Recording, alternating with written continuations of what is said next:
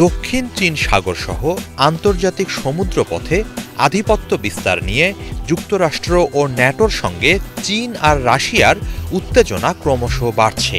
Beijing ও ক্রেমলিনকে ঠেকাতে এশীয় প্রশান্ত মহাসাগরীয় অঞ্চলে নতুন জোট গঠনের ঘোষণা দিয়েছে ন্যাটো।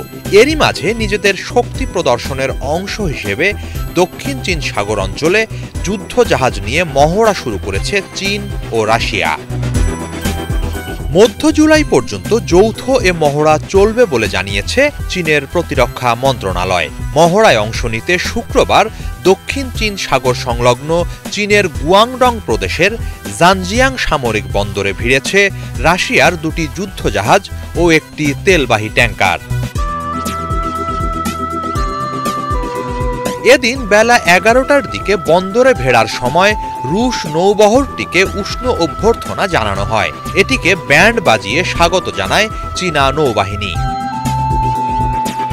সপ্তাহব্যাপী এ মহড়ায় সমুদ্রে নজরদারি ও শত্রুর অবস্থান সম্পর্কে আগেভাগেই সতর্কতা পাঠানো, সমুদ্রপথে হামলা, আকাশ প্রতিরক্ষা ও প্রতিপক্ষের ক্ষেপণাস্ত্র ধ্বংস করা সহ বিভিন্ন কর্মকাণ্ডে অংশ নেবেন দুই দেশের নৌসেনারা।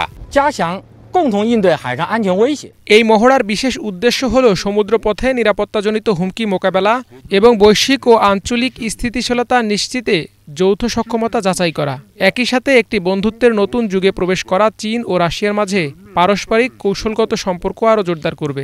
মহড়ায় চীনের একটি গাইডেড মিসাইল ডেস্ট্রয়ার, দুটি রণতরী, একটি রসদ সরবরাহকারী জাহাজ ও জাহাজে অবতরণে সক্ষম হেলিকপ্টারের বহর অংশ নেবে বলে জানানো হয়েছে। এদিকে চলমান উত্তেজনার মাঝেই আলাস্কায় মার্কিন জলসীমার কাছে চীনের বেশ কয়েকটি যুদ্ধজাহাজ শনাক্ত করার কথা জানিয়েছে যুক্তরাষ্ট্র। গত সপ্তাহে 2 দিন চীনের 4টি জাহাজকে আলাস্কার অ্যালিউশন আইল্যান্ডস ও আমাক্টা পাসের আশেপাশে ঘোরাফেরা করতে দেখা যায় বলে জানায় দেশটির কোস্টগার্ড। তবে জাহাজগুলো আন্তর্জাতিক জলসীমায় অবস্থান করছিল বলে জানিয়েছে বেইজিং।